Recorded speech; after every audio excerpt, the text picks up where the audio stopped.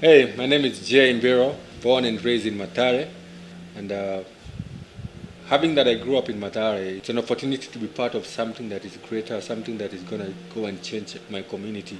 And I grew up in poverty without having the basic necessities that you may think of, things like water, food, shelter. For the most part, one of my biggest need was we lacked mentorship, and we lacked people who came from the same community who would come back to give back. And so having Me for My Neighbor, which is basically an organization that is for people who are from Madare, who are already here, trying to give back to the community that they came from. To me, that's a blessing. That's a big blessing to see somebody who's coming back. And for me, being part of that, that's something that I'm so blessed to be part of.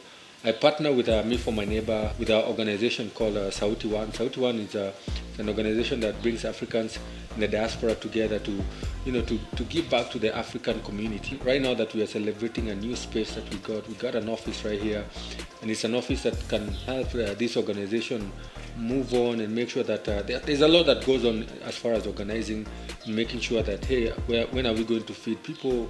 What are we going to do? What's the strategy? Have some time to reflect and to pray and to strategize. And I think it's a space that was needed so much because for the most part, everything was being organized in maybe in the street, in a cafe, in a church that we've been given a space to use.